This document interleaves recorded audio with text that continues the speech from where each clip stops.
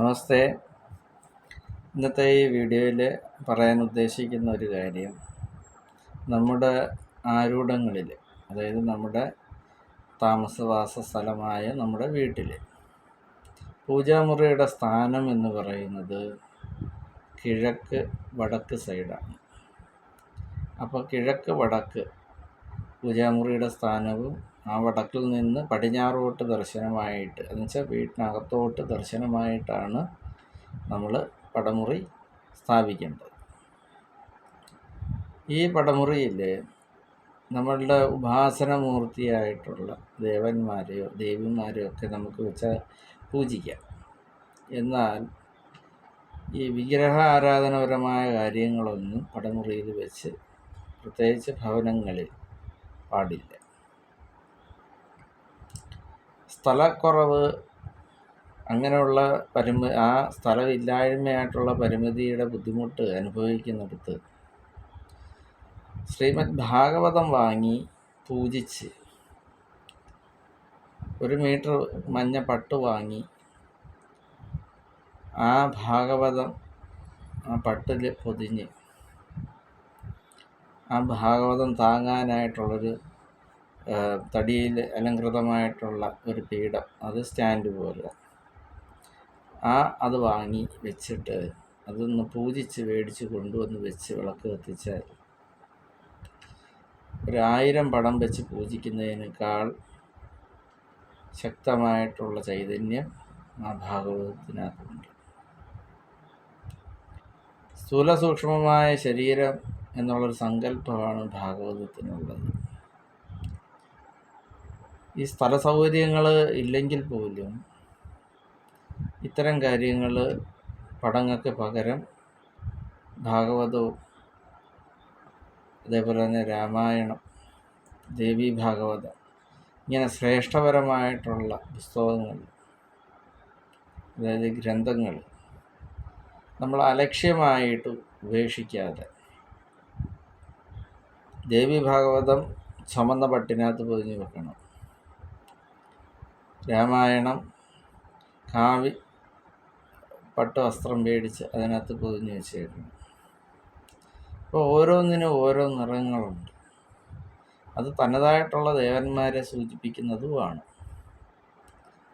ഭാഗവത പാരായണം മാസത്തിൽ ഒരിക്കൽ അവരവരുടെ ആരൂഢങ്ങളിൽ നടത്തിയാൽ ഒരു വലിയ മഹാസുദർശന ഹോമം നടത്തുന്നതിനേക്കാൾ ഉപരി ഉള്ള ഫലം ആ ആരൂഢത്തിന് കിട്ടും. ഭാഗവതം നമ്മൾ തുറന്ന്, നമ്മൾ എന്തെങ്കിലും ഒരു കാര്യം സങ്കല്പിച്ച് തുറന്നു അതിനകത്തു നിന്നുള്ള ആ 8 അക്ഷരം മാറ്റി 8ാമത്തെ വരി എടുത്തു കഴിഞ്ഞാൽ നമ്മൾ എന്താണോ ഉദ്ദേശിച്ചത്, ആ ഉദ്ദേശിച്ച കാര്യം ആ ഭാഗവതം കിട്ടിയെടുക്കുന്നതിനകത്ത് വന്നിരിക്കും.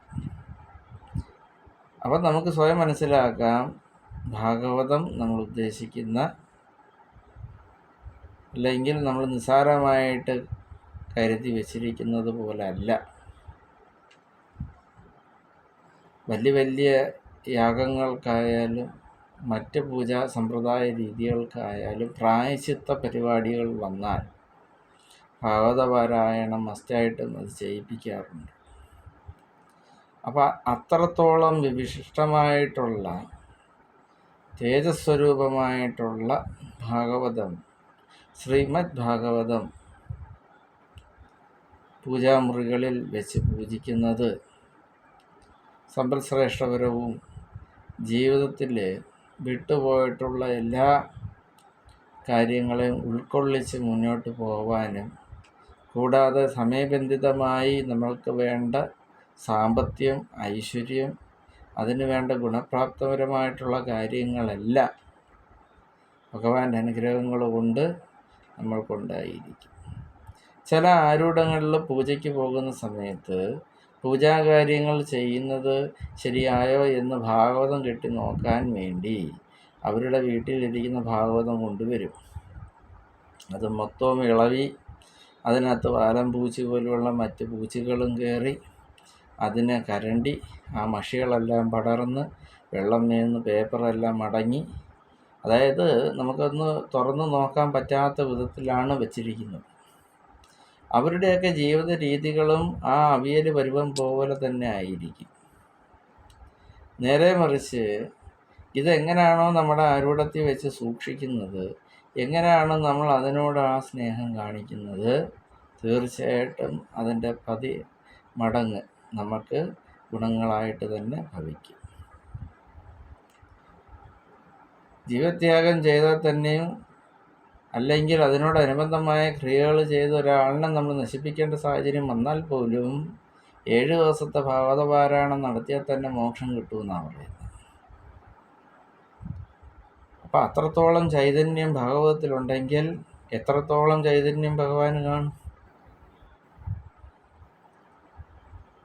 അപ്പം പൂജാമുറിയിൽ സ്ഥലമുണ്ടെങ്കിൽ വെച്ച് ആചരിക്കാം. സ്ഥലമില്ലാത്ത സ്ഥലങ്ങളിൽ മറ്റ് പടങ്ങൾക്ക് പകരം ഭാഗവതവും വെച്ച് പൂജിക്കും. അത് മാസത്തിൽ ഏകാദശിയുടെ അന്ന് അതെല്ലാം ഒന്ന് വൃത്തിയാക്കി അത് തുറന്ന് 2 വരി വായിച്ചാൽ ആ കിട്ടുന്ന മനസ്സന്തോഷവും സംതൃപ്തിയും വേറെ ഒന്നിലും നമുക്ക് ഉണ്ടാകത്തില്ല. കൂടാതെ മാസത്തിൽ ആദ്യ വ്യാഴാഴ്ച ദിവസം ഒരു പാൽപ്പായസ പൊങ്കാല ഇടുന്നത് വളരെ നല്ല ഒരു കാര്യമാണ്. ഈ ഭാഗവതം വെച്ച് വിളക്ക് കത്തിക്കുന്നിടത്തും ഭാഗവതം ഇരിക്കുന്ന സ്ഥലത്തും കടൽ വെള്ളമാണ് കൊണ്ടുവന്ന് തളിക്കേണ്ടത്. പലപ്പോഴും പല ആളുകൾ കടൽ വെള്ളം കുപ്പിയിലാക്കി അടച്ച് കൊണ്ടുപോകുന്നത് ഞാൻ കണ്ടിട്ടുണ്ട്. ചില പൂജകൾക്ക് ചില വീട്ടുകളിലും നമ്മൾ ഇത് വേണമെന്ന് പറയാൻ നേരത്ത് അവർ നമുക്ക് വേണ്ടി ഇങ്ങനെ കുപ്പിയിലാക്കി അടച്ചാണ് കൊണ്ടുവരും. കടലടഞ്ഞാന്നോ കിടക്കുന്നത്? അതേപോലെ വിശാലമായി തുറന്ന് തന്നെ കിടക്കണം. അപ്പോഴെന്ത് വേണം? ആ കുപ്പിയുടെ അടപ്പിനകത്ത് നമ്മളൊരു ചെറിയ ഹോൾ ഇട്ടേക്കണം. കാരണം അതിനകത്തുണ്ടാകുന്ന ആ ശ്വാസത്തെ പുറത്ത് കളയണം. അത് അടച്ചു കഴിഞ്ഞാൽ എന്ത് പറ്റും? ആ ജലാശയം നെഗറ്റീവായിട്ട് മാറി. ആ നെഗറ്റീവിനെ ആയിരിക്കണം പിന്നെ എടുത്ത് തളിക്കേണ്ടത്. അപ്പം ഈ പോസിറ്റീവ് ആവാൻ വേണ്ടി നമ്മൾ ഈ കുപ്പിയിൽ അഥവാ വെള്ളം എടുത്താൽ അതിനകത്ത് നമ്മളൊരു ചെറിയ ഹോളിട്ട് അതിനകത്തുണ്ടാകുന്ന ആ എയറിനെ പുറത്ത് കളയണം. കഴിയുന്നതും ഈ കുപ്പി എന്ന് പറയാൻ നേരത്ത് നമ്മൾ ഈ കൊണ്ടുപോകാനുള്ള എളുപ്പത്തിന് വേണ്ടിയാണ്. അത് ഈ കൂജ പോലുള്ള പാത്രങ്ങളിൽ വേണം. തീർത്ഥമായാലും പുണ്യാഹമായാലും ഇത്തരം ജലങ്ങളായാലും കൊണ്ടുവന്ന് പൂജ അനുബന്ധപരമായ കാര്യങ്ങൾക്ക് വേണ്ടി നമ്മൾ വെച്ചേക്കേണ്ടത്. അപ്പം ഈ കടൽ വെള്ളം മൂടിക്കെട്ടി വെക്കുന്നതിന് പകരം തുറന്നു വെക്കുക. മാസത്തിൽ ഒരു ദിവസം ഭാഗവത പാരായണം വീട്ടിൽ നടത്തിയാൽ ഏകദേശം ഒരു 60% കാലക്കേടം ഒഴിഞ്ഞു മാറും. 40% നമുക്ക്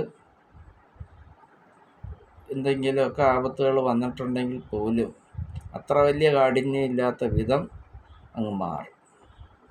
അപ്പോൾ വലിയ വലിയ ഹോമാദി കർമ്മ കാര്യങ്ങളൊക്കെ ചെയ്യാൻ ബുദ്ധിമുട്ടുള്ള ആളുകൾക്ക് പകരം മാസത്തിൽ ഇത്തരം ഒരു കാര്യങ്ങൾ ചെയ്തു കഴിഞ്ഞാൽ ഭഗവാന്റെ ഒരു വാസന മണ്ണിൽ ഉണ്ടാവുകയും ഭഗവാന്റെ മനസ്സലിവാൽ നമ്മൾക്ക് ഉദ്ദേശിക്കുന്ന കാര്യങ്ങൾ സാധ്യമായാൽ മറ്റ് കാര്യങ്ങൾ നമ്മൾ നടത്തി ഉള്ള സാമ്പത്തികം കളയുന്നത് നമുക്ക് ലാഭകരമായിരിക്കും. അതിലുപരി പക്കനാളിലെ മഹാവിഷ്ണുവിനെ പോയി കാണുന്നതും ഒരു വിഷ്ണു സഹസ്രനാമ അർച്ചന നിത്യവും ചൊല്ലുന്നതും നെയ്വിളക്ക് തെളിയിച്ച് ഭഗവാന് പിടിപ്പണം സമർപ്പണം ചെയ്യുന്നതുമൊക്കെ വളരെ ശ്രേഷ്ഠകരമായ കാര്യമാണ്. എത്ര വലിയ ദോഷഗതികൾക്കായാലും പ്രായശ്ചിത്തം എന്ന നിലയിൽ ഒരു തുല്യനായിട്ടുള്ള വ്യക്തി അല്ലെങ്കിൽ ബ്രാഹ്മണനായാലും ഒരു കാലുകഴി ചൂട്ടിന് പകരം ഒരു ദക്ഷിണ സമർപ്പണം ചെയ്യുന്നതും വളരെ നല്ലതായിരിക്കും. അപ്പം ഈ നേരത്തെ പറഞ്ഞ കാര്യങ്ങൾ പൂജാമുറിയിൽ വിഗ്രഹാരാധന പാടില്ല. അതിന് പകരം സാങ്കല്പികപരമായിട്ടുള്ള ബിംബങ്ങൾ നമുക്ക് വെക്കാം. പക്ഷേ അലങ്കാരപ്രദമായിട്ടുള്ള ചൈതന്യം അതിലുണ്ടാവാൻ പാടുള്ളതല്ല. ഉപരി നമ്മൾ കിഴക്കോട്ട് നോക്കി നിന്ന് തൊഴുവാൻ നേരത്ത് നമ്മുടെ ആരൂഢത്തിൽ അതിഥികളായിട്ട് വന്നിരിക്കുന്നതായിട്ടുള്ളൊരു സങ്കല്പമാണ് നമ്മൾക്കതിലുണ്ടാവേണ്ടത്. അപ്പോൾ ഇത്തരം കാര്യങ്ങൾ നമ്മൾ വളരെ ശ്രദ്ധാപൂർവമായിരിക്കണം. അതേപോലെ തന്നെ പഴയ സാധനങ്ങളൊന്നും വീട്ടിനകത്ത് ഇലക്ട്രോണിക്സ് സാധനങ്ങൾ, അതായത് കേടുപാടുകളായിട്ടുള്ള ഒരു സാധനങ്ങളും എടുത്ത് സൂക്ഷിക്കാൻ പാടുള്ളതല്ല. എല്ലാ കാര്യങ്ങൾക്കും എപ്പോഴും ഒരു പോസിറ്റീവ് എനർജി വന്ന് മാറത്തക്ക രീതിയിൽ നമ്മുടെ ശരീരവും നമ്മുടെ ആരൂഢവും അതേപോലെ ഒരുക്കിയിട്ടേക്കണം. എങ്കിലേ ആ ചൈതന്യം നമുക്ക് ദീർഘകാലത്തേക്ക് ഒതുങ്ങി നിൽക്കത്തുള്ളൂ. അപ്പം ഭാഗവതം നിസ്സാരമല്ല. ഭാഗവതം വളരെ ശ്രേഷ്ഠകരവും അമൂല്യപരമായ നിധിയാണ്. അതിനൊരു ചൈതന്യവും ഒരു വാസനയും നമ്മളിലുണ്ടെങ്കിൽ മാത്രമേ നമ്മൾ അത്തരം കാര്യത്തിലോട്ട് ഇറങ്ങിത്തിരിക്കാനും പറ്റൂ. അപ്പോൾ ഇത്തരം കാര്യങ്ങൾ വളരെ ശ്രദ്ധാപൂർവം കൈകാര്യം ചെയ്താൽ ഈ ശ്രീമദ് ഭാഗവതം മുഖേന നമ്മൾക്ക് ഉണ്ടാവുന്ന സർവ്വവിധ ഐശ്വര്യങ്ങളും പറഞ്ഞറിയിക്കാൻ പറ്റാത്ത വിധത്തിലേക്കുള്ളതായി മാറിയിരിക്കും. അതിലൊരു സംശയവും വേണ്ട. ഭഗവാന്റെ സാന്നിധ്യം പരിപൂർണമായി തന്നെ നമുക്കെല്ലാം അനുഗ്രഹകരമായി തന്നെ ഉണ്ടായി മാറിയിരിക്കും.